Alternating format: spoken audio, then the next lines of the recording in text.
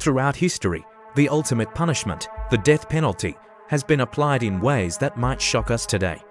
What happens when the person facing this sentence is just a child?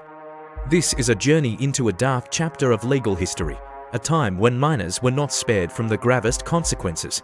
We'll look at the stories that forced society to question its own definitions of justice, responsibility, and mercy. These aren't just historical footnotes. They are the cases that reshaped the law and our understanding of what it means to be a child in the eyes of the justice system. Let's start with a name that has become synonymous with this issue: George Stinney Jr. In 1944, in Elkalu, South Carolina, this 14-year-old boy was accused of a terrible crime. The trial was shockingly brief, lasting only a few hours. An all-white jury delivered a guilty verdict in just 10 minutes. 81 days later, George was executed by electric chair.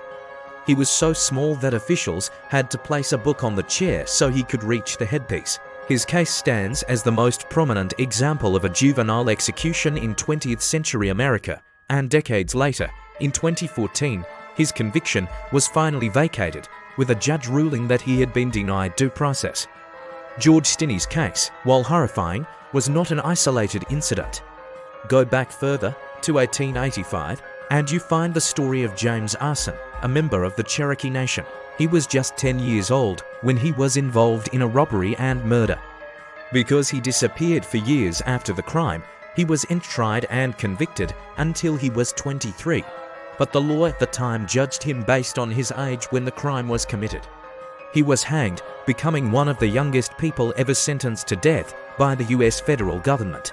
These cases, and others like them, paint a grim picture of a justice system that applied adult standards and adult punishments to children. For a long time, the legal system struggled with this very question: at what age is someone fully responsible for their actions? The turning point in the United States began to take shape in the late 20th century. A series of landmark Supreme Court cases started to build a wall between minors and the death penalty. In 1988, Thompson v. Oklahoma ruled it unconstitutional to execute offenders who were under 16 at the time of their crime. This was a major step, but it still left older teens vulnerable. The legal and societal debate continued to rage for years, fueled by a growing understanding of adolescent brain development and culpability. The final, decisive moment came in 2005 with the case of Roper v. Simmons. The Supreme Court declared that executing individuals for crimes committed before the age of 18 violated the Eighth Amendment's ban on cruel and unusual punishment. The ruling cited a national consensus against the practice and acknowledged the fundamental differences between juveniles and adults: their lack of maturity, their susceptibility to outside pressures, and their greater capacity for change and rehabilitation. This decision officially ended the practice of juvenile capital punishment in the United States, aligning the country's laws with the vast majority of nations around the world. Reflecting on the stories of George Stinney Jr., James Arson, and countless others forces us to confront uncomfortable truths about justice and its evolution. These cases are not just historical tragedies. They are powerful reminders of the system's capacity for error and the profound importance of protecting the most vulnerable. The journey from executing children to recognizing their unique status in the eyes of the law shows how far we've come.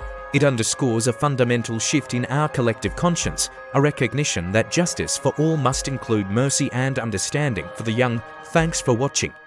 If you found this exploration of legal history meaningful, please like this video and subscribe for more deep dives into the stories that have shaped our world.